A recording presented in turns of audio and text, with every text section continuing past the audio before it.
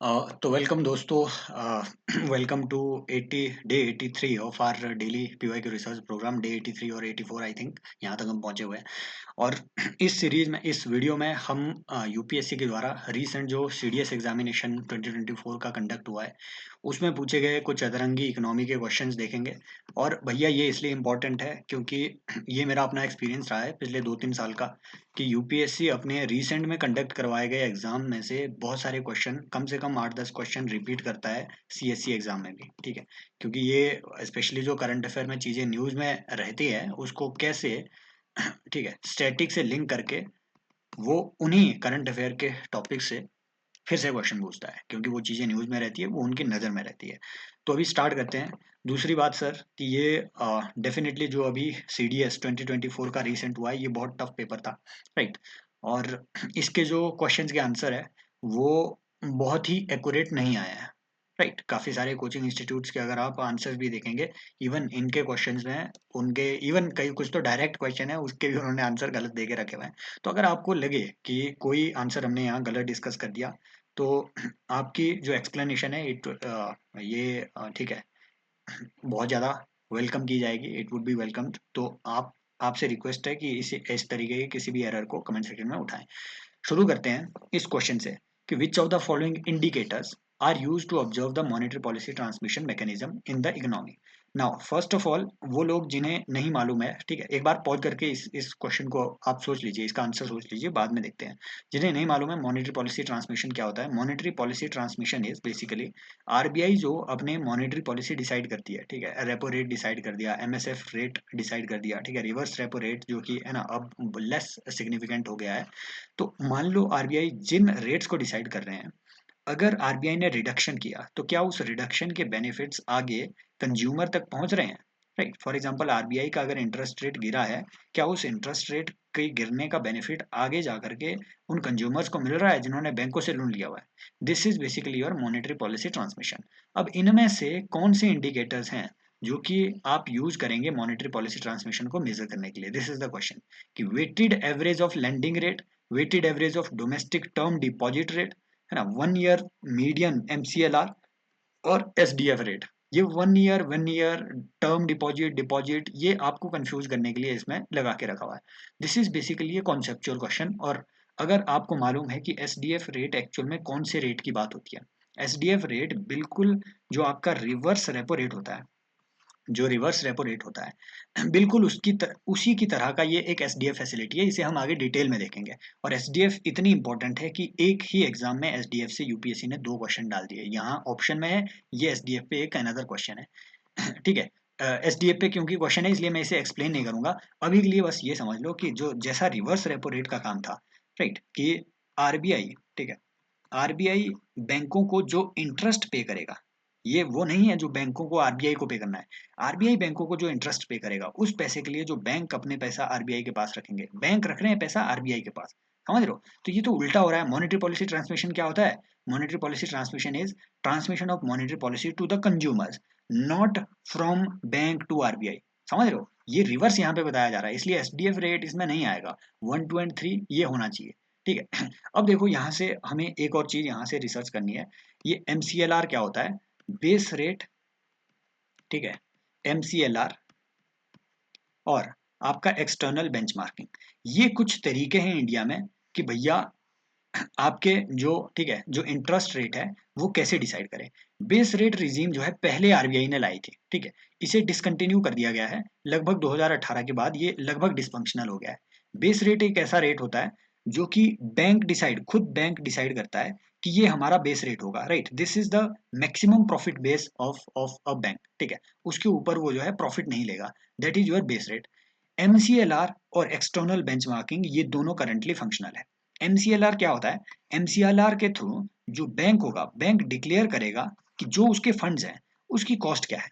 Bank के fund क्या होते हैं? फॉर एग्जांपल आपने बैंक के पास अपने डिपॉजिट रखे, उस डिपॉजिट पे वो कितना इंटरेस्ट पे कर रहा है, उस डिपॉजिट को रखने की उसकी कॉस्ट क्या आ रही है, दैट इज बैंक के, ठीक है, जो बैंक के अपने फंड्स हैं उनको एक्विजिशन करने की उसकी कॉस्ट क्या आ रही है, that is your marginal cost of fund based landing rate. उसके बेसिस पे वो इंटरेस्ट रेट आगे कंज्यूमर्स के लिए डिसाइड करेंगे। एक होता है एक्सटर्नल बेंचमार्किंग। इसका मतलब होता है कि भैया आप कोई भी एक्सटर्नल बेंचमार्क, जैसे आपका आरबीआई का रेपो रेट हो गया, ठीक है, 10 years government security, 5 year government security, 30 year government security, या फिर इवन एनी अदर बेंचमार्क जो कि एक्सटर्नल है ना, जो कि आपकी benchmark corporation of India limited, I think this is the full name of that corporation. तो जो उसने बेंचमार्क पब्लिश किए हुए हैं उन बेंचमार्क्स को भी, ठीक है, वो बेस मानेगी और उसके बेसिस पे वो अपने इंटरेस्ट रेट डिसाइड करेगी। जैसे आरबीआई ने अगर रेपो रेट बढ़ाया तो इंटरेस्ट रेट भी बढ़ेगा, रेपो रेट घटा तो इंटरेस्ट रेट भी घटेगा। तो एक क्वेश्चन वो यहाँ से ये बनाएगा कि सबसे ज्यादा मॉनेटरी पॉलिसी ट्रांसमिशन कहाँ होगी? ऑब्वियसली एक्सटर्नल बेंचमार्किंग में, राइट, क्योंकि आरबीआई ने मान लो रेपो रेट बढ़ाया तो रेपो रेट बढ़ाने का फायदा कंज्यूमर्स को मिलेगा ही मिलेगा, घटाया तो उसका फायदा कंज्यूमर्स को मिलेगा ही मिलेगा। समझ लो बात को? सो दिस इज द थिंग। पहली बात वो यहाँ से ये पूछेगा। दूसरी, अगर दोनों ये फंक्शनल है तो बैंक किस रेट में किसको लेंडिंग करते हैं? एमसीएलआर के through, marginal cost of fund based landing rate के थ्रू, जो कॉर्पोरेट डेटर्स हैं, नॉर्मली कॉर्पोरेट डेटर्स को बैंक्स इस रेट के थ्रू जो है सस्ते फंड्स मुहैया कराते हैं। जो ये एक्सटर्नल बेंचमार्किंग है, ये इंडिविजुअल डेटर्स को इसके थ्रू आपके जो है डिसाइड किया जाता है लोन का rate. So this is about your monetary policy transmission. यहाँ से हमने बहुत सारी चीजें देख ली, ज्यादा इसमें थोड़ा डिस्कशन हो गया। इस क्वेश्चन को देखो जरा कि consider the following statements regarding instruments of monetary policy. Standing deposit facility rate was introduced in April 2022। दूसरा कि SDF replaced the fixed reverse repo rate as the floor of LAF corridor. अगर आप coaching के answer की देखेंगे तो इसका answer बहुत लोग आपको सी देंगे, लेकिन आप क्योंकि इस टाइम द यूपीएससी हब पे हैं तो इसका आंसर कुछ और निकल के आएगा। क्लियर? देखो सबसे पहले आपने स्टैंडिंग डिपॉजिट फैसिलिटी के बारे में सभी ने सुना होगा। हुआ क्या एक्चुअल में? देखो 2020 में कोविड आया, डिमांड कम थी तो आरबीआई ने क्या किया, रेपो रेट वगैरह सब कुछ घटा दिया लिक्विडिटी बढ़ाने के लिए। अब हो गई है एक्सेस लिक्विडिटी मार्केट में। अब उसको अगर आरबीआई को अगर उस एक्सेस लिक्विडिटी को अगर एब्जॉर्ब करना है इन्फ्लेशन को रोकने के लिए, अगर उसकी एब्जॉर्प्शन करवानी है, तो आरबीआई ने सोचा यार एब्जॉर्प्शन तो हम किस चीज के थ्रू कर रहे हैं, पहले रिवर्स रेपो रेट के थ्रू। अब रिवर्स रेपो रेट में बैंक जो भी पैसा आरबीआई के पास रखता था उसके लिए आरबीआई को एक गवर्नमेंट सिक्योरिटी बैंक को देनी पड़ती थी। आरबीआई ने बोला यार ये तो हमारे लिए बहुत मुश्किल काम हो रहा है ना, हमें सरकारी सिक्योरिटी खुद खरीदनी पड़ रही है फिर इनको दे रहे हैं, है ना, सिक्योरिटी मैनेजमेंट एक डिफरेंट काम होता है। तो फिर आरबीआई ने क्या बोला, आरबीआई ने बोला हम एक स्टैंडिंग डिपॉजिट फैसिलिटी जो है प्रोवाइड करेंगे, जिसमें कोई भी गवर्नमेंट सिक्योरिटी देने की कोई जरूरत नहीं होगी, ठीक है। और नॉर्मली फिर भैया बैंक फिर स्टैंडिंग डिपॉजिट फैसिलिटी को क्यों एक्सेस करेगा? वो रिवर्स रेपो रेट को ही एक्सेस करेगा, है ना, क्योंकि यहाँ पे ज्यादा उन्हें सिक्योरिटी मिल रही है। इसको इंसेंटिवाइज करने के लिए आरबीआई ने बोला कि जो रिवर्स रेपो रेट है, जो reverse repo not repo rate, reverse repo rate से थोड़ा ज्यादा हम इसका इंटरेस्ट रेट रखेंगे। तो ऑब्वियसली बैंक्स जो है आरबीआई के पास अपने फंड रखेगा इसके थ्रू, ठीक है किसके थ्रू? स्टैंडिंग डिपॉजिट फैसिलिटी के थ्रू। और ये स्टैंडिंग फैसिलिटी होगी, मतलब 24 सॉरी नहीं, हफ्ते के सातों दिन जो है ये अवेलेबल होगी 7 into 365। मैंने 24/7 इसलिए नहीं बोला क्योंकि इसमें भी एक कैच है। बहुत सारी जगह आपको लगेगा कि ये 24/7 फैसिलिटी अवेलेबल है, but there is a catch. अब देखो यहाँ पे इफेक्टिव डेट, इफेक्ट में आने की डेट है अप्रैल 2022। यहाँ से इसने क्वेश्चन पूछ लिया कि इट वॉज इंट्रोड्यूस्ड इन 2022। लोगों ने यही पढ़ लिया, मार्क होगा सही। एक्चुअल में ये गलत होना चाहिए, राइट। बाकी देखते हैं यूपीएससी क्या आंसर देगा। ये गलत होना चाहिए, व्हाई? बिकॉज भैया 2018 में आरबीआई एक्ट में 2018 में स्पेशली सेक्शन 17 में ऑलरेडी अमेंडमेंट हो चुका था, जिसने रिजर्व बैंक को एम्पावर किया था to introduce standing deposit facility. अब इसको इफेक्ट में लाया गया है 2022 में। समझ रहे हो? 8 6 14 8 7 15, ये कितने लगे ये साल? 8 4 12, 4 साल लग गए इसको इंट्रोड्यूस करते करते। समझ रहे हो बात को? तो ये जो चीजें हैं ये आपको ध्यान में रखनी है स्टैंडिंग डिपॉजिट फैसिलिटी को। लेकिन यहाँ से भैया ये इंपॉर्टेंट फैसिलिटी है, ये एक लैंडमार्क इवेंट है इंडियन बैंकिंग सेक्टर के रिस्पेक्ट में, इसलिए यहाँ से थोड़े डेप्थ में क्वेश्चन पूछ सकते हैं। तो यहाँ से क्वेश्चन बनेगा पहले कि कौन कौन एसडीएफ में पार्टिसिपेट कर सकते हैं। जितने भी आपके एलएएफ में लिक्विडिटी एडजस्टमेंट फैसिलिटी में पार्टिसिपेंट्स हैं, राइट, वो सारे इसमें भी पार्टिसिपेट कर सकते हैं। कौन है एलएएफ में participate? Scheduled commercial banks, they are allowed to participate in liquidity ठीक है adjustment facility, right. Your payment banks, इनको भी अलाउ किया गया है लिक्विडिटी एडजस्टमेंट फैसिलिटी में। आरआरबीज को रिसेंटली अलाउ किया गया है, इसीलिए मैंने ये यहाँ पे डाला हुआ है स्पेशल। आरआरबीज को रिसेंटली लिक्विडिटी एडजस्टमेंट फैसिलिटी और एमएसएफ रेट को एक्सेस करने के लिए जो है अलाउ किया गया था, पहले इन्हें अलाउड नहीं था। इवन आपके जो अर्बन कोऑपरेटिव बैंक्स है, ठीक है, उनको भी अलाउ किया गया है रिसेंटली 2018 के आसपास जो है, उनको भी अलाउ किया गया था लिक्विडिटी एडजस्टमेंट फैसिलिटी को एक्सेस करने में। बट वो क्वेश्चन सिर्फ यहाँ से नहीं बनाएगा, फंसाएगा वो यहाँ, वो आपको बोल देगा कि प्राइमरी डीलर्स, क्या प्राइमरी डीलर्स अलाउड है? अब ये प्राइमरी डीलर्स कौन होते हैं? लोगों को यही नहीं, ठीक है, थोड़ी हमें क्लैरिटी नहीं रहती है, हमें लगता है कि हम लोग प्राइमरी डीलर्स हैं। नो, प्राइमरी डीलर्स कौन है? प्राइमरी डीलर्स आर बेसिकली जो कि गवर्नमेंट सिक्योरिटी को, जी सेक को, गवर्नमेंट सिक्योरिटी को प्राइमरी मार्केट में खरीद सकते हैं, ठीक है, उसके पास, उनके पास उसका लाइसेंस होता है। ये कोई भी ऑर्गेनाइजेशन हो सकती है, कोई बैंक हो सकती है, एनबीएफसी हो सकती है, एनी अदर फाइनेंशियल ऑर्गेनाइजेशन जो कि गवर्नमेंट सिक्योरिटी को प्राइमरी मार्केट में खरीद के सेकेंडरी मार्केट में फिर से बेच सकते हैं। समझ रहे हो प्राइमरी मार्केट कौन सा है आरबीआई का? ये आप मुझे कमेंट सेक्शन में बताएंगे, ठीक है, ठीक है। ई के से नाम उसका शुरू होता है, ये प्लेटफॉर्म आप जो है मुझे कमेंट सेक्शन में बताएंगे। So this is about your primary dealer, they are also allowed to participate in liquidity adjustment facility. तो यहाँ से ये भी आपको चीज जो है पता होनी चाहिए। फिर इसका एक टेनोर भी होता है, ठीक है, they the eligible entities can place deposits with RBI on an overnight basis. तो ओवरनाइट बेसिस पे वो कहीं पे भी आपको जो है अपना डिपॉजिट आरबीआई के पास जो है वो प्लेस कर सकती है, राइट। लेकिन टाइमिंग यहाँ पे दी गई है, वो आपको बोलेगा कि it is available, all the facilities under SDF are available 24/7 by 365 या 366। No, it is not available, all the facilities are not available 24/7। जो ओवरनाइट वाली फैसिलिटी है, देखो, एक होगी एसडीएफ जो डे टाइम में काम करेगी, बैंकिंग आवर्स में काम करेगी, वो तो अवेलेबल होगी पूरे बैंकिंग आवर्स में। और जो ओवरनाइट वाली फैसिलिटी है, ये कुछ ही आवर्स में अवेलेबल है, ठीक है, 5:30 बजे से 11:59 तक, तो ये है ना रात, ये मैंने ऑलरेडी बताया भी था अपनी लास्ट वीडियो में। रेट ऑफ इंटरेस्ट वगैरह, ठीक है, ये उतना जानने की जरूरत नहीं है। ऑब्वियसली ये जो है आपके रेपो रेट से कम होगा और रिवर्स रेपो रेट से ज़्यादा होगा। इंपॉर्टेंट बात है यहाँ से, वो आपको क्वेश्चन पूछेगा कि इंडिया का जो जो एल कॉरिडोर है, liquidity adjustment facility corridor, liquidity adjustment facility corridor में कौन दो एलिमेंट्स है, ठीक है, या फिर ये किन किन चीज़ों को कवर कर रहा है। तो अब इसका जो लोअर, ठीक है, पहले इसे क्या मानते थे कि जो रिवर्स रेपो रेट है, इसके बाद आपका रेपो रेट आता है और इसके बाद आपका एमएसएफ रेट आता है, ठीक है, एमएसएफ रेट आता है, इसे माना जाता था एक एलएएफ कॉरिडोर। इस पूरे स्प्रेड को माना जाता था एलएएफ कॉरिडोर। अब आरआरआर को हटा करके जो इसका लोअर बेस है, लोअर बेस को एसडीएफ ने रिप्लेस कर दिया है। So now LAF corridor would be called as standing deposit facility, SDF, RR and your MSF, right. Then आगे क्वेश्चन वो पूछेगा क्या ये सीआरआर और एसएलआर के लिए एलिजिबल है? अगर आपने एसडीएफ में अपना पैसा रखा है बैंक में, तो भैया सीआरआर के लिए ये एलिजिबल नहीं है, एसएलआर के लिए ये एलिजिबल है। ये बातें ध्यान में रखनी है। और मैं पता नहीं एन नंबर ऑफ टाइम्स पिछले पीवाईक्यू डिस्कशन में ये बता चुका हूँ कि ये दोनों अलग अलग एक्ट के तहत इसका प्रावधान किया गया है। सीआरआर का जो प्रावधान है इंडिया में, वो आरबीआई एक्ट के थ्रू होता है। एसएलआर का जो प्रावधान है वो बैंकिंग रेगुलेशन एक्ट के थ्रू इसका प्रोविजन है। अब आपको मुझे कमेंट सेक्शन में ये बताना है कि जो एनबीएफसीज है, एनबीएफसी को रेगुलेट करने की पावर आरबीआई को कहाँ से मिलती है? क्या ये आरबीआई एक्ट के थ्रू मिलती है या फिर बैंकिंग रेगुलेशन एक्ट के थ्रू मिलती है? समझ रहे हो? यहाँ से आपको ये क्लैरिटी भी हो जाएगी कि एनबीएफसी को इंडिया में बैंकिंग, है ना, एज ए बैंक रिकॉग्नाइज किया जाता है या फिर नहीं। क्लियर? और mechanism of operation e Kuber system पे ही, ठीक है, ये भी आपको अवेलेबल होगी। ये तो मैंने आंसर ही बता दिया। क्लियर? बाकी यहाँ से कुछ ज़्यादा जानने की जरूरत नहीं है। ये है यहाँ से क्वेश्चन पूछेगा वो कि मिनिमम बिड साइज क्या होगा। क्या आप 1 लाख रुपए की बिड मार सकते हैं इसमें? ना, 1 करोड़ रुपए की बिड जो है मिनिमम इसमें होगी।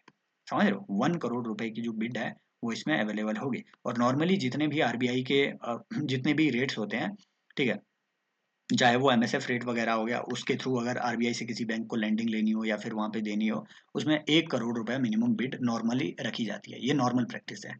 नेक्स्ट आते हैं भैया, ये थोड़ा, ठीक है, दिमाग लगाने वाला क्वेश्चन था और कंफ्यूज करने के लिए फालतू में ये ऑप्शन देके रखे हुए थे कि भैया इंडिया ने बहुत सारे एफटीएज साइन किए हुए हैं। याद रखना इंडिया के आजकल 13 एफटीएज। आप मुझे कंफर्म करेंगे अगर मैं सही हूँ या नहीं, ठीक है, ये मैंने 1 साल पहले ये चीज़ कहीं पढ़ी थी आईआर के आर्टिकल में। अराउंड 13 के आसपास एफटीएज इंडिया ने आज तक साइन किए हुए हैं। बताओ कि भैया इनमें से ग्रोथ ऑफ एक्सपोर्ट इंडिया की उन एफटीएज के तहत किन किन चीज़ों पे डिपेंड होगी। Extent of tariff reduction vis-a-vis MFN tariff. अब यहाँ से आपको ये एमएफएन, ठीक है, इसका पता होना चाहिए। देन आगे आपका आता है कि extent of relaxation in terms of rules of origin, आपको यहाँ से ये पता होना चाहिए। Extent of relaxation in sanitary and phytosanitary measures, level of infrastructure in India. भाई कितने क्वेश्चन पूछ लिए एक ही क्वेश्चन में। And then income in the nations with which India has entered into FTA। देखो ये MFN क्लॉज यहाँ से इंपॉर्टेंट है, यहाँ से क्वेश्चन बन सकता है क्योंकि यहाँ बात चल रही थी और इंडिया हैज विड्रॉन पाकिस्तान का मोस्ट फेवर्ड नेशन क्लॉज। ना ये मोस्ट फेवर्ड नेशन क्या है?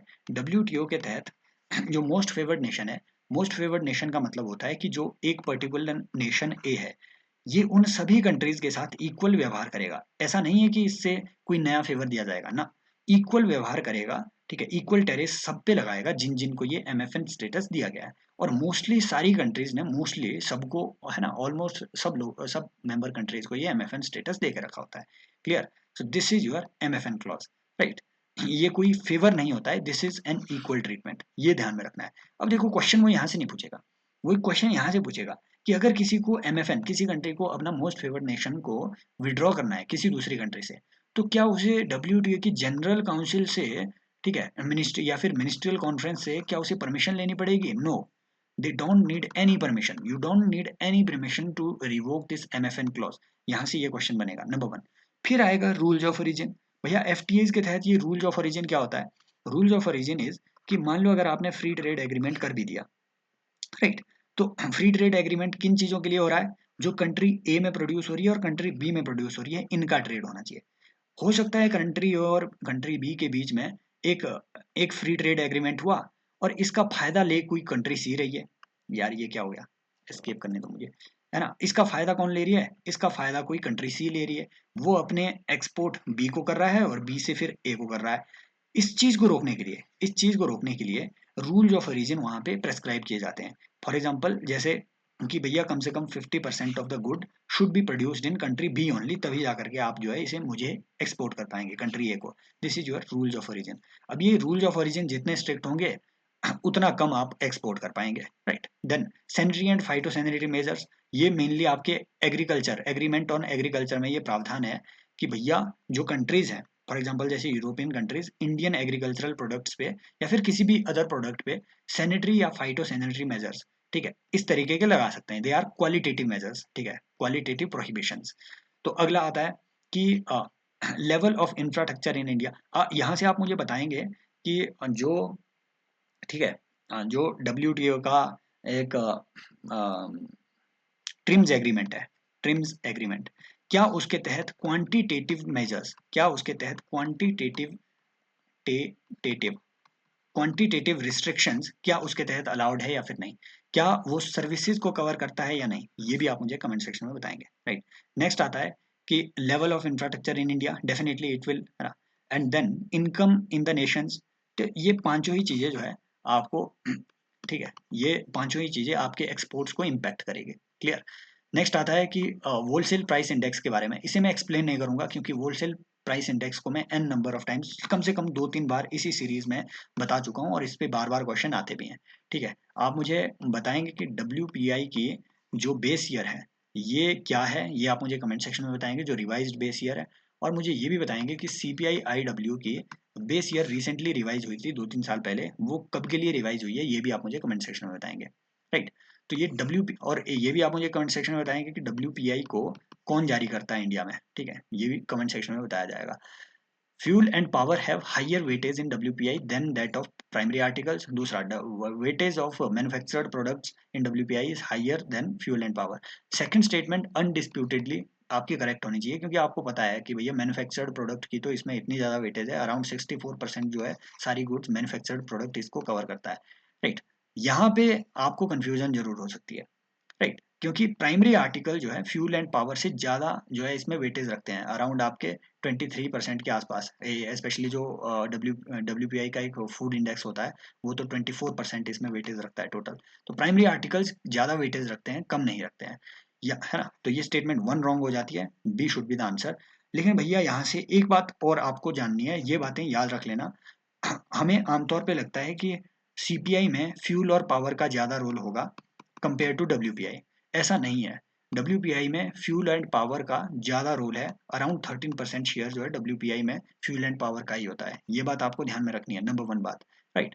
नंबर 2 बात आपको ये याद रखनी है, हमें लगता है कि CPI ज़्यादा चीज़ों को कवर करेगा, है ना, क्योंकि कंज्यूमर को डायरेक्टली इफेक्ट कर रहा होता है। ऐसा नहीं है, ज़्यादा गुड्स WPI के इंडेक्स में कवर होती है कंपेयर टू CPI। कितनी होती है रटने की जरूरत नहीं है, यहाँ से वो क्वेश्चन बनाएगा, ठीक है। तो ऐसी कुछ चीज़ें हैं, अदरवाइज WPI CPI को पिछले वीडियोस में मैंने ऑलरेडी बहुत बार डिस्कस किया है, जो लोग कंटिन्यूसली फॉलो कर रहे हैं, राइट। आप you can practice this series, ठीक है। इसकी प्लेलिस्ट बनी हुई है यार, प्लेलिस्ट बनी हुई है, और मैंने थोड़ी बहुत मेहनत की हुई है, ठीक है। तो जाकर के आप चेक कर सकते हैं, ये एक अच्छी प्रैक्टिस हो सकती है, किसी भी मॉक से बेहतर ये हो सकता है। आप एक बार जाकर के ये पूरी प्लेलिस्ट देखो। नेक्स्ट आता है कि भैया जीडीपी डिफ्लेटर पे। GDP deflator captures average price of an unchanging basket of commodities that constitutes the GDP of the country. Next आता है कि GDP deflator can be used to measure real GDP of an economy but not the inflation rate. भैया ये दोनों statements आपके incorrect है।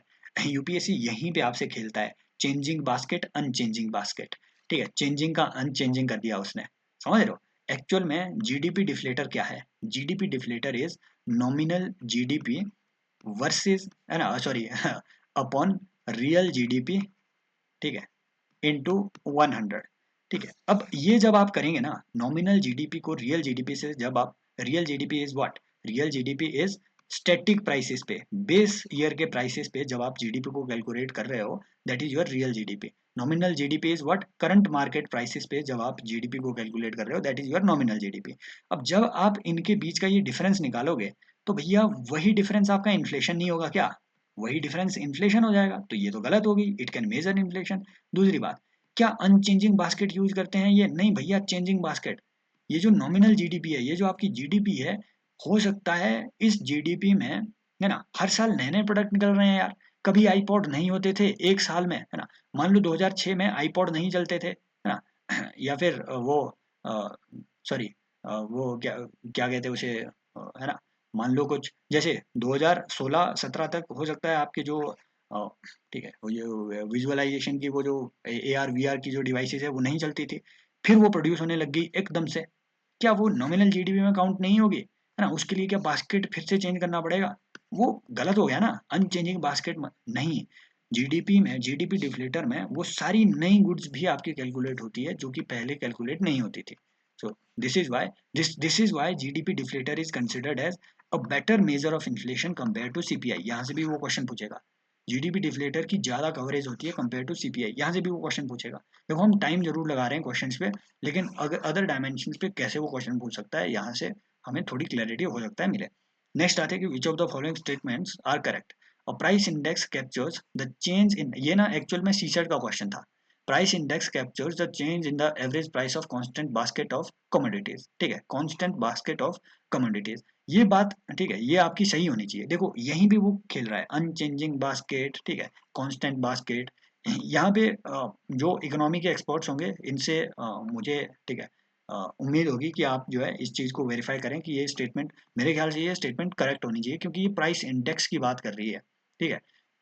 GDP deflator तो एक ओवरऑल कवरेज होता है, price index is just like, जैसे सीपीआई हो गया, डब्ल्यूपीआई हो गया, this is a price index, wholesale price index, CPI price index. तो इसमें तो, है ना, एक एक कांस्टेंट बास्केट होता है। फॉर एग्जांपल सीपीआई में there is a decided basket, WPI में 596 या फिर लगभग इतने गुड्स होते हैं जो कवर होते हैं, there is a decided, pre decided basket. So statement 1 तो करेक्ट होनी चाहिए, बाकी आप लोग मुझे वेरीफाई करके बताओ। स्टेटमेंट 2 जो है ये ट्रिकी है, कि if price index takes value 100, 110 and 121 in 3 consecutive years respectively, then the inflation rate in second and third year would be 10% and 21%। ना, ना, देखो फर्स्ट ईयर में 10% होगा, 100 से 110 गया, कितना इंक्रीज हुआ? 10%। फिर ये 100 से 120, फिर ये 100 से 121 नहीं हुआ है, फिर ये 110 से 21 हुआ है। यहाँ से आपसे वो दो नॉलेज पूछ रहा है। नंबर वन, कि भैया जो इंडेक्स कंपेयर करता है, क्या वो स्टार्टिंग ईयर से कंपेयर करता है या फिर लास्ट ईयर से कंपेयर करता है? स्टार्टिंग ईयर मान लो इंडेक्स की 2011 है, क्या वो 2011 के साथ कंपेयर करेगा करंट को? नहीं, लास्ट ईयर को, जो आपका लास्ट फाइनेंशियल ईयर होता है ना, सेम फाइनेंशियल, सेम क्वार्टर का। फॉर एग्जांपल अगर क्वार्टरली सर्वे जारी करना है, तो वो जो चेंज आता है, वो सेम क्वार्टर लास्ट ईयर में कौन सा था, क्वार्टर 1, क्वार्टर 2, क्वार्टर 3, क्वार्टर 4, उसी से same quarter of current year को जो है कंपेयर किया जाता है। तो लास्ट ईयर के कंपैरिजन में होता है ये। तो ये तो 21% नहीं बनेगा, ये इससे कम बनेगा। ये 110 के बाद 11 नंबर ही इंक्रीज हुए हैं, तो इसका निकाल लो ये कितना परसेंट हुआ। आई थिंक ये भी 10% ही आना चाहिए, ठीक है। सो this is the answer only one should be the answer, right. ये आपकी स्टेटमेंट गलत हो गई है इसकी वजह से। ये आपसे शीशेट की नॉलेज पूछ रहा है। नेक्स्ट आता है कि which of the following statements are correct. Most of India's reserves are held in form of foreign currency. दूसरा कि there is no cost of holding foreign currency as reserves by a nation. ये statement बिल्कुल सही है। यहीं से वो question भी पूछा था पिछले साल कि इंडिया के गोल्ड, ठीक है, गोल्ड इंपोर्ट्स के बारे में लास्ट ईयर जो क्वेश्चन पूछा था लगभग ऐसा ही था।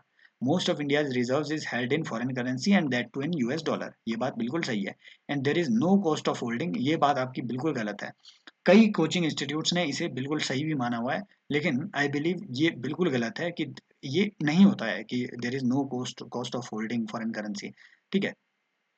There is always an opportunity cost गुरु, याद रखना इकोनॉमी में there is always an opportunity cost except for the cost, except for the goods जो कि आपकी फ्री गुड्स हैं।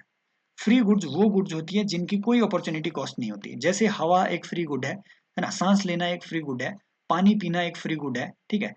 ये कुछ ऐसी गुड्स हैं जिसकी कोई अपॉर्चुनिटी कॉस्ट नहीं होती है। एक्सेप्ट फॉर फ्री गुड्स, जो भी चीजें इकोनॉमी में चल रही है उनकी कम से कम अपॉर्चुनिटी कॉस्ट तो होती ही है। अपॉर्चुनिटी कॉस्ट क्या होती है? ऑप्शन ए को लेने के लिए आपको ऑप्शन बी कॉम्प्रोमाइज करना पड़ा। ये कॉम्प्रोमाइज करके आपका कितना घाटा हुआ, that is your opportunity cost. Simple, समझ रहे हो? मतलब पार्ले जी का बिस्कुट, 15 रुपए का बिस्कुट लेने के लिए आपको ये क्या कहते हैं, कोई यार ये बिस्कुट की कंपनियों का नाम भूल गया मैं, किसी बी कंपनी के 10 रुपए का बिस्कुट कॉम्प्रोमाइज करना पड़ा। अपने टेस्ट के लिए आपने कितनी अपॉर्चुनिटी कॉस्ट बियर करी? 5 रुपया। That is your opportunity cost. समझ रहे हो? It is always involve in every asset. Opportunity cost, इसकी भी अपॉर्चुनिटी कॉस्ट होती है फॉरेन करेंसी की, भैया ये ठीक है इतनी वॉलेटाइल होती है, कभी ऊपर जाएगी कभी नीचे जाएगी। So even if direct cost are not involve, opportunity cost is always there, है ना। बाकी हमें जानना ही नहीं है, वो ऐसे स्टेटमेंट्स आपको दे देता है। क्लियर? देन आपका आता है नॉट करेक्ट। यहाँ पे पूछा हुआ है इनमें से कौन सी स्टेटमेंट है। द मार्केट में, यहाँ से हम देखेंगे इंडिया के फॉरेन करेंसी जो एसेट्स हैं उनको अच्छे से देखेंगे अभी, ठीक है। एक्सटर्नल ये फॉरेक्स रिजर्व्स के कंडीशंस को। The market mechanism overproduces a good that generates positive externality. Stand by mode में रखो। The cap and trade of a pollution permits can be used by the government to achieve social optimum. ये बात तो बिल्कुल सही है, ठीक है। Cap and trade of specially जैसे आगे वो आपसे पूछेगा कि ऐसा ही जो cap and trade of pollution permit है या फिर जो पोल्यूशन परमिट का सिस्टम है, ये जो है यूरोप में भी, यूरोपियन जो है पॉल्यूशन क्या कहते हैं, there is a mechanism in EU जिसे ठीक है कि आपके कार्बन ट्रेडिंग के लिए बनाया गया है। मैं उसका नाम भूल गया, किसी को मालूम हो तो कमेंट सेक्शन में बताएं। तो यूरोप में एक एक और ऐसा इनिशिएटिव लिया गया है कि there is carbon border adjustment mechanism. तो ये एक ऐसा मैकेनिज्म है कि जो कि कार्बन की जो लीकेज है, कार्बन लीकेज, उसे रोकने की कोशिश कर रहा है। कार्बन लीकेज माने मान लो कॉन्गो से कोई चीज इंपोर्ट होती थी, तो कार्बन में कॉन्गो में तो कार्बन एमिशन ज्यादा हो रहा था। तो यूरोप ने क्या बोला कि भैया अगर हम ये गुड इंपोर्ट कर रहे हैं that means we are importing the carbon emissions also. इसे रोकने के लिए उन्होंने कार्बन बॉर्डर एडजस्टमेंट मैकेनिज्म बनाया हुआ है, जिसके तहत ये टैक्स लगा रहे हैं कार्बन इंटेंसिव, ठीक है, गुड्स पे। तो ये यहाँ से इससे इस पे थोड़ा अपना जो है रिसर्च भी होगी। तो ये तो बिल्कुल सही बात है, नॉट करेक्ट पूछा हुआ है। Then optimal amount of subsidy in a case of activity that produces positive externality is difference between. बहुत लंबी स्टेटमेंट है, पढ़ने की जरूरत ही नहीं है क्योंकि आंसर कुछ और है। Tragedy of Commons is an example, इसी भी मैं आपको बताऊंगा, ठीक है, नेगेटिव एक्सटर्नलिटी वगैरह क्या होती है। नॉट करेक्ट पूछा हुआ है, तो स्टेटमेंट वन बिल्कुल सही है। Market mechanism overproduces a good that generates positive externality. भाई साहब, एक्चुअल में ना मार्केट मैकेनिज्म को सबसे ज्यादा क्रिटिसाइज ही क्यों किया जाता है, कैपिटलिज्म को सबसे ज्यादा क्रिटिसाइज ही क्यों किया जाता है, वो ये क्योंकि कैपिटलिज्म की नेगेटिव एक्सटर्नैलिटी ज्यादा है। समझ रहे हो? फॉर एग्जांपल कैपिटलिज्म एनवायरनमेंट की का ध्यान नहीं रखता है ना। वो पेट्रोल प्रोड्यूस करता जाएगा, फूंकता जाएगा, क्यों? क्योंकि इससे उन्हें इनकम हो रही है। तो market mechanism does not necessarily produce a good that over produce a good that generates positive externality. ऐसा नहीं है। अभी तक सबसे ज्यादा जितनी भी externality is what, it is a by product, it is a kind of by product और by outcome of a product, by outcome of a product, right. तो ऐसा नहीं है कि ये पॉजिटिव एक्सटर्नैलिटी को जनरेट करते हैं, ओवर प्रोड्यूस करते हैं। तो ये आपकी बिल्कुल गलत स्टेटमेंट होगी और आंसर आपका यही हुआ। क्लियर? राइट। देन क्योंकि मार्केट मैकेनिज्म ना ये प्रॉफिट मोटिव से ड्रिवन है, प्रॉफिट मोटिव से ड्रिवन है। इसे इस बात का कोई फर्क नहीं पड़ रहा है कि भैया इसकी एक्सटर्नैलिटी या फिर इसका बाय प्रोडक्ट या फिर इसके कॉन्सिक्वेंस क्या होगा, पॉजिटिव होगा या नेगेटिव होगा, जरूरी नहीं है। समझ रहे हो? देन ट्रेजेडी ऑफ कॉमन क्या होता है?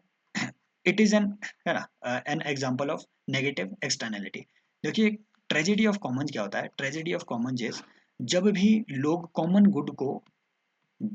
गुड को जब भी वो एक्सेस कर रहे हो तो लोगों में एक फियर, ठीक है, पैदा हो जाता है कि भैया जब सारे ही लोग इसे एक्सेस कर रहे हैं तो मेरा जो दूसरे वाला आदमी है वो इस कॉमन गुड को ज्यादा एक्सप्लॉइट कर देगा, तो मैं भी कर दूं। दैट मीन्स इससे जो है ना सेल्फ इंटरेस्ट आ जाता है, इससे सेल्फ इंटरेस्ट आ जाता है। फॉर एग्जाम्पल फिशरमैन जो है एक पॉन्ड से, एक ओपन पॉन्ड से अगर फिशरमैन, बहुत सारे फिशरमैन जो है फिशिंग कर रहे हैं, तो वो जितने ज़्यादा हो सके उतनी ओवर फिशिंग वहाँ पे कर देंगे, क्योंकि उन्हें मालूम है कि अगर मैं नहीं करूँगा तो दूसरे वाला कर देगा। That is tragedy of Commons. This is a tragedy of Commons, ठीक है, टिपिकल ये टर्म है। सो this is also an example of negative externality. भाई साहब ओवर एक्सप्लॉइटेशन हो रहा है आपके पॉन्ड का, इस चीज़ का। क्लियर? यहाँ से एक और चीज़ आती है, ठीक है, यहाँ से एक और चीज़ आती है, that is dead weight loss. Dead weight loss, dead weight loss क्या होता है? Dead weight loss is basically economic inefficiency. Economic inefficiency, economy में इनएफिशिएंसी, सी एफ ई सी आई ई एन सी, यार देख लेना ये, ठीक है। इकोनॉमी में जब इनएफिशिएंसी आ जाए, बहुत ज़्यादा इनएफिशिएंसी आ जाए, that is considered as dead weight loss. अब ये क्या क्या चीज़ें कॉज कर सकती है? फॉर एग्जाम्पल अगर सब्सिडी ज़्यादा दे दी जाए, ये जो यहाँ पे बात हो रही है ना सब्सिडी वगैरह की, तो सब्सिडी अगर दे दी जाए तो सब्सिडी से इकोनॉमी में इनएफिशिएंसी आ जाएगी। नंबर वन, लेथार्जी आ जाएगी, जो जो कहीं पे आपको कैपिटल एक्सपेंडिचर करना था, है ना, कहीं रोड बनाने में जो पैसा लगाना था वो आपने सब्सिडी में लगा दिया, वो रेवेन्यू एक्सपेंडिचर हो गया। That means dead weight loss ऐसी चीज़ों से, ऐसे एक्सपेंडिचर से हो सकता है जो कैपिटल नेचर का नहीं हो।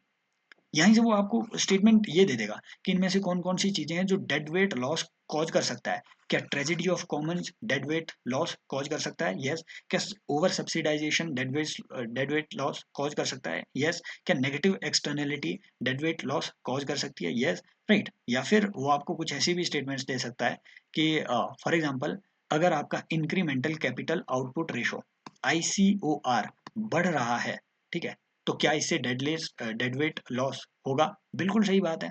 इंक्रीमेंटल कैपिटल आउटपुट रेशो का मतलब है कि भैया आपको आउटपुट लेने के लिए कितनी ज्यादा कैपिटल लगानी पड़ रही है। अगर ये ज्यादा बढ़ती जा रही है दैट मीन्स आपकी कॉस्ट ऑफ, है ना, इनपुट ज्यादा है, आउटपुट कम आ रही है, डेड वेट लॉस आएगा, इन इकोनॉमिक इनएफिशिएंसी। बाकी यहाँ से इस वाले ऑप्शन का ये जो चीज है, इंडिया में जो सबसे ज्यादा यहाँ से वो क्वेश्चन बनाएगा कि अरेंज द फॉलोइंग। इंडिया में जो हमारे फॉरेन करेंसी एसेट्स हैं, स्पेशली जो फॉरेक्स रिजर्व्स हैं, ये चार भागों में हम कंसिडर करते हैं: foreign currency assets, gold, SDR और रिजर्व ट्रांजे, ठीक है। ये सीक्वेंस भी ऐसी ही है, सबसे ज्यादा फॉरेन करेंसी एसेट है, फिर गोल्ड है, फिर SDR है, फिर आपके रिजर्व ट्रांचे आते हैं, ठीक है। Reserve tranche position with IMF। ये रिजर्व ट्रांचे क्या होते हैं बेसिकली भाई साहब? ये IMF के साथ कंट्रीज के कुछ ऐसे डिपॉजिट्स होते हैं जिनको वो अपनी शर्तों पे कंट्री कभी भी एक्सेस कर सकती है। समझ रहे हो? ये रिजर्व पोजीशन होती है RBI IMF के पास किसी भी कंट्री की।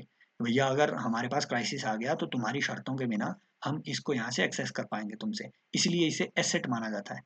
इसीलिए इसे एसेट माना जाता है, ये हमारा इन्वेस्टेड वैल्यू है, ठीक है। समझ रहे हो? So these are some of the things जो आपको जो है ध्यान में रखनी है। नेक्स्ट आते हैं कि which one of the following statements regarding GST is not correct, है ना। अब ये ना बहुत ही फैक्चुअल टाइप की स्टेटमेंट थी, और इससे ठीक है, कईयों ने अपने नोट्स जो है प्रमोट भी कर दिए। ऐसी चीज़ें ना स्किप करने के लिए छोड़ा होता है यार उन्होंने, अगर आपको मालूम नहीं है स्किप करने के लिए छोड़ा होता है। हालांकि इसका आंसर जो है ये है कि precious metals are taxed at the rate of 1% under GST।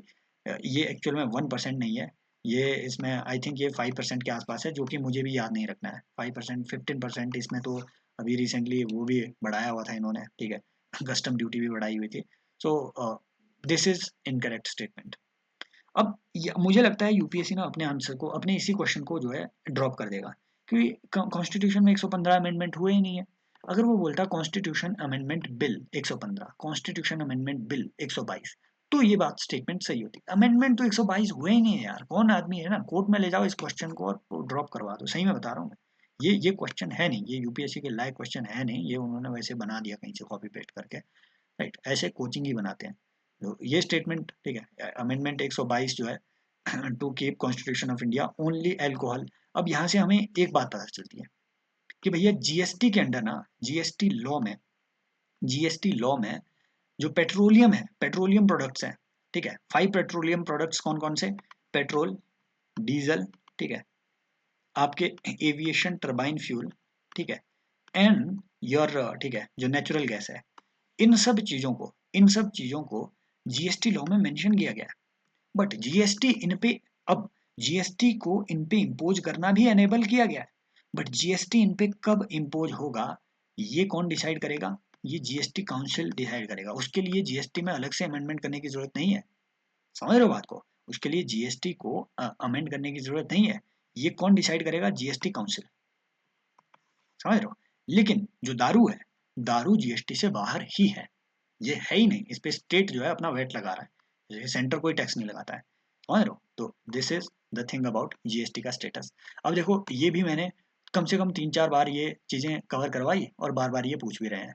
Report of Tendulkar committee के बारे में पूछा हुआ है, इस पे भी उनके जो है आंसर्स बहुतों के गलत आए हुए हैं कि the committee has used an all India poverty line basket as a reference to drive both rural and urban poverty level. ये बात तो बिल्कुल सही है, क्योंकि इससे पहले रूरल पॉवर्टी के लिए है ना, आपके इंडिकेट अगेन, ये जो आपको बोल रहा है ना अर्बन पॉवर्टी लाइन बास्केट, ये अर्बन पॉवर्टी लोगों ने, कई लोग इसके साथ कंफ्यूज कर देंगे कि भैया नहीं नहीं नहीं नहीं नहीं, तेंदुलकर कमेटी ने तो अर्बन पॉवर्टी लाइन अलग बताई थी, रूरल पॉवर्टी लाइन अलग बताई थी एक्सपेंडिचर के आधार पे, कि अर्बन पॉवर्टी में अगर 1,000 रुपया होगा, 1,000 रुपये से कम एक्सपेंडिचर होगा तो वो पूरा होगा, रूरल में लगभग एक 812 के आसपास था। पॉवर्टी लाइन की नहीं बात हो रही है, बास्केट की बात हो रही है।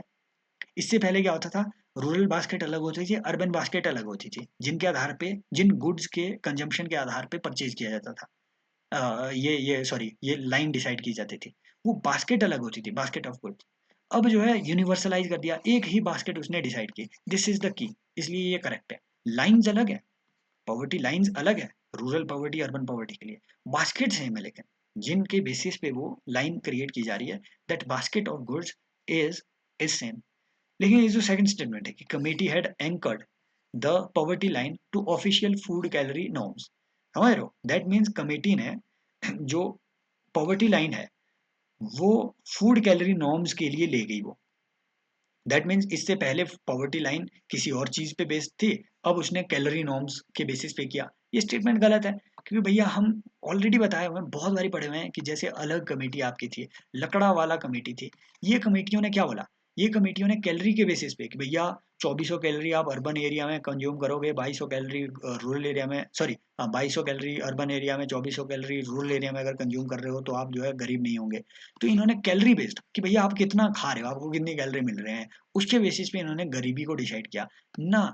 तेंदुलकर कमेटी ने तो और बोला, तेंदुलकर कमेटी ने बोला सिर्फ खाना ही नहीं होता है गरीबी डिसाइड करना, आपको जो है पहनना भी है ना, गाना भी है, सोना भी है, उठना भी है, बैठना भी है, पढ़ना भी है, तो उन सब चीजों को भी कंसिडर करो पॉवर्टी में, तो ये स्टेटमेंट गलत हो जाएगी, ये स्टेटमेंट गलत हो जाएगी, क्लियर है ना।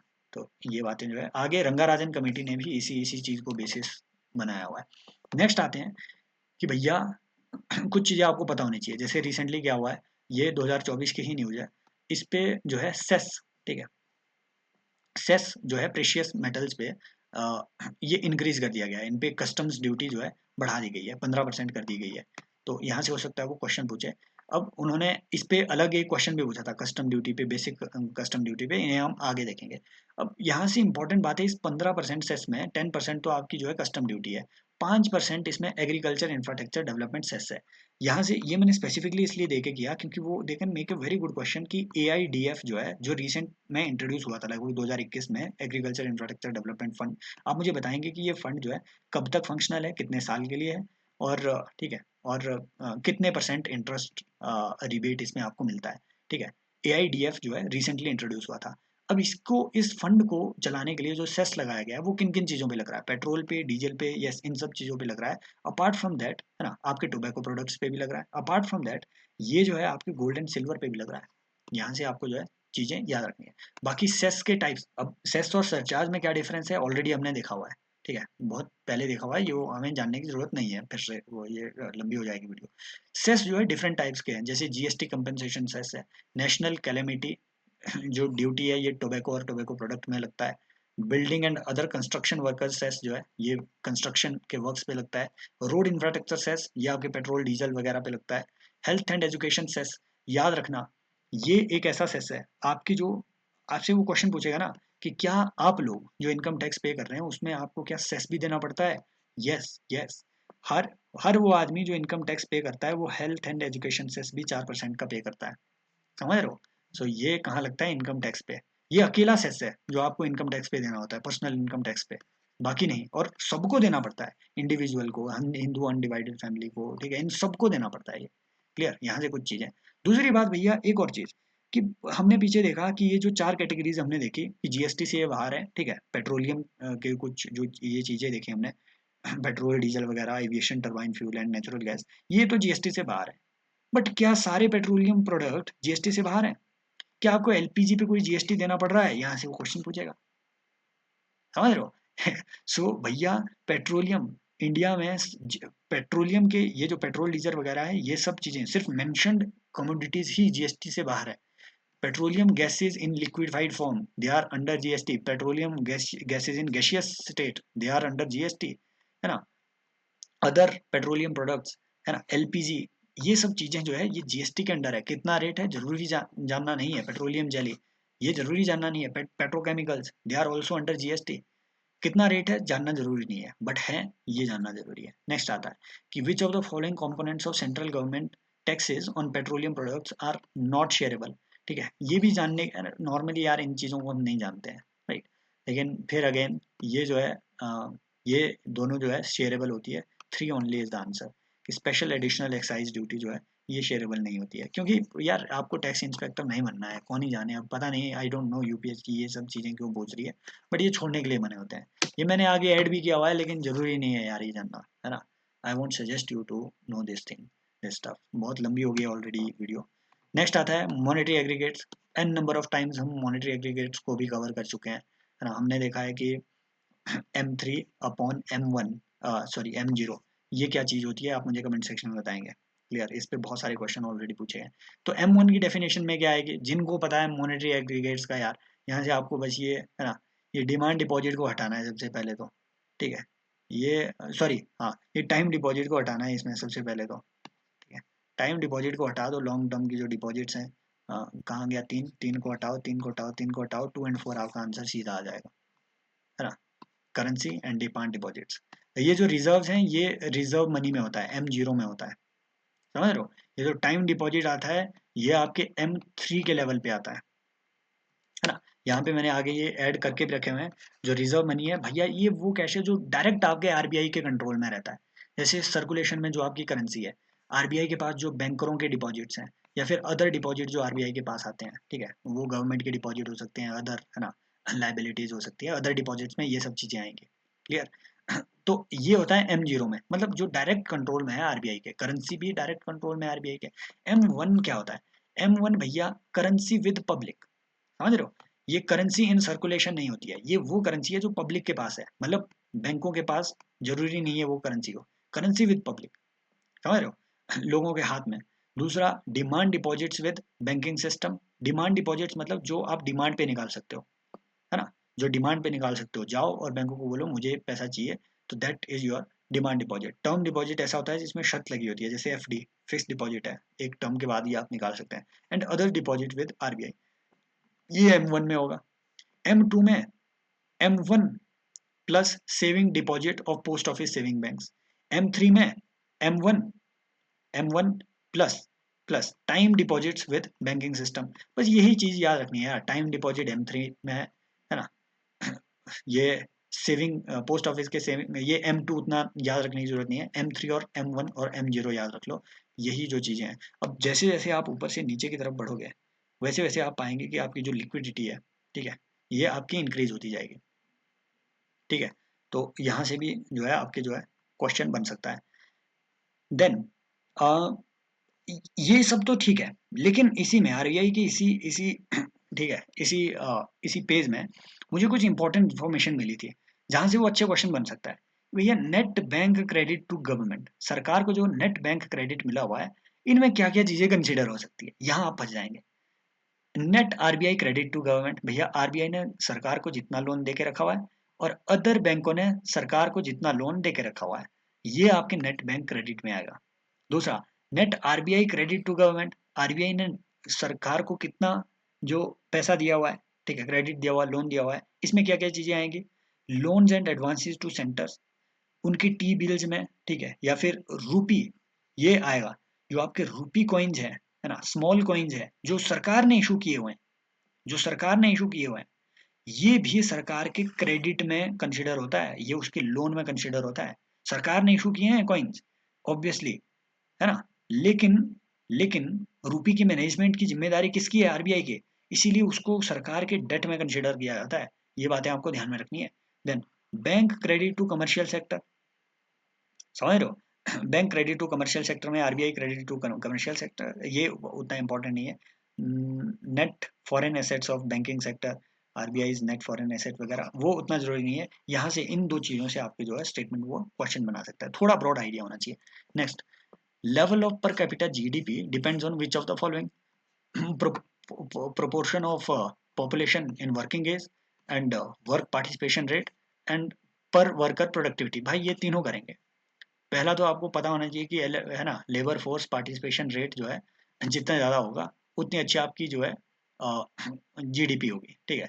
वही आपका वर्क पार्टिसिपेशन रेट है, प्रोपोर्शन ऑफ, है ना, ये बेसिकली आपको कह रहा है डेमोग्राफिक डिविडेंड के बारे में, ये आपको लेबर फोर्स पार्टिसिपेशन रेट के बारे में बात कर रहा है, ये आपके बात कर रहा है, ठीक है, नेट फैक्टर प्रोडक्टिविटी की, समझ रहे हो।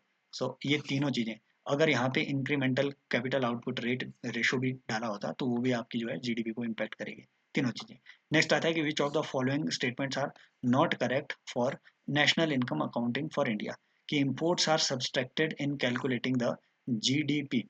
अब देखो जीडीपी को अगर आप इस तरीके से कैलकुलेट करो तो जीडीपी का मतलब क्या होता है, जीडीपी में एक्सपेंडिचर मेथड से अगर आप कैलकुलेट करते हो तो जो गवर्नमेंट एक्सपेंडिचर होता है प्लस जो इंडिविजुअल एक्सपेंडिचर होता है, प्राइवेट एक्सपेंडिचर, प्लस जो इन्वेस्टमेंट एक्सपेंडिचर होता है, ठीक है, प्राइवेट सेक्टर का investment expenditure, plus export minus import, ये जो है ये आपका जीडीपी का फॉर्मूला होता है, ये आपकी जो है जीडीपी निकलती है। अब जिसको पता है, नहीं तो नहीं, यहाँ मैं वो चीज़ें एक्सप्लेन नहीं कर सकता हूँ इतने, ठीक है, ऑलरेडी बहुत लंबी ये वीडियो हो गई है।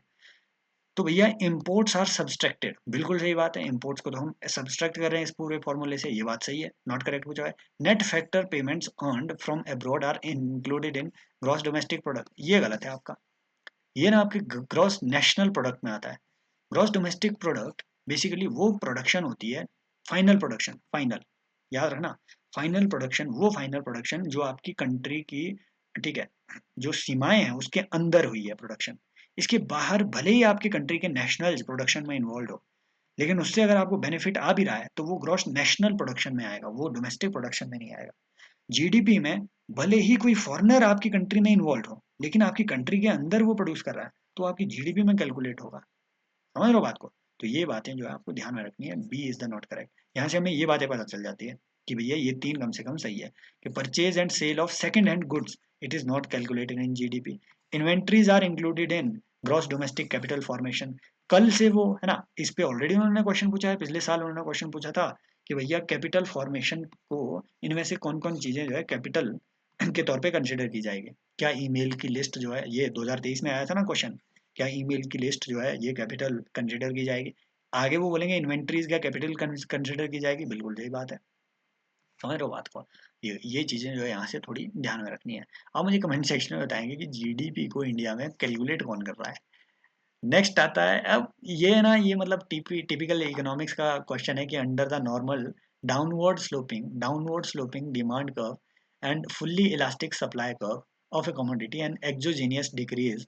अब देखो, अगर आपको कर्व बनाने आते हैं, कर्व बनाने का मतलब है, लड़कियों सुधर जाओ, अगर आपको कर्व बनाने का मतलब है कि अगर ये कर्व आपको बनाने आते हैं कि ठीक है, downward sloping demand curve and fully elastic supply curve of A commodity. देखो, फुल्ली इलास्टिक कोई भी कर्व एक्चुअल में इकोनॉमी में होता नहीं है, ये एक इमेजिनरी होता है। फुल्ली इलास्टिक का मतलब होता है कि नो मैटर प्राइस आपकी कितनी हो जाए, मान लो ये आपका प्राइस है ना, ये आपकी क्या बोल रहे हैं, ये आपकी इधर क्या कहते हैं इसे, सप्लाई है, मान लो ये सप्लाई है, ठीक है, तो फुल्ली इलास्टिक सप्लाई कर्व क्या होता है, प्राइस भले ही यहाँ हो यहाँ हो यहाँ हो, सप्लाई आपकी सेम रहेगी, सप्लाई आपकी सेम रहेगी।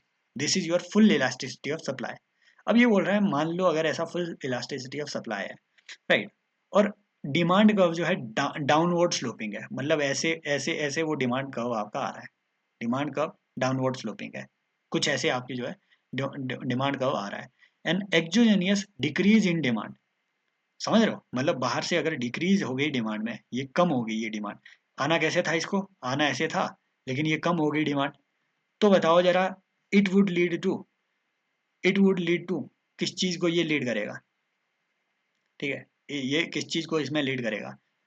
देखो सप्लाई तो इसमें सेम ही है पूरी है ना, ये सप्लाई तो इसमें इस टाइम पे, क्योंकि इसमें थर्ड फैक्टर भी इसमें आ गया, तो that would be considered as, ठीक है, प्राइस। सप्लाई तो इसमें सेम ही रहेगी आई थिंक, ये एकदम टिपिकल इकोनॉमिक्स वाला क्वेश्चन है।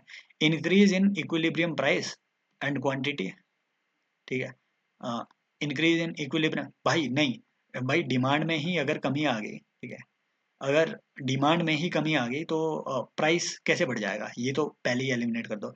Decrease in equilibrium price and quantity, quantity तो सेम रहेगी यार, क्वांटिटी सेम रहेगी, क्योंकि ये फुली इलास्टिक है, तो क्वांटिटी इसे भी हटा दो। Decrease in equilibrium quantity, equilibrium quantity, है ना, and no change in price, नहीं, प्राइस तो कम होगा ही, and increase in equilibrium price and no change in quantity, and no change in quantity, decrease in equilibrium quantity, या मैं इसमें थोड़ा कंफ्यूज हो गया। दोज हु आर इकोनॉमी का experts, they are requested to suggest their answers to this question, है ना, मैं इसमें थोड़ा ये क्योंकि टिपिकल है, ठीक है, ये एकदम आपके थ्योरी वाला क्वेश्चन है, एनसीईआरटी वाला, so they are requested to give their views on this question.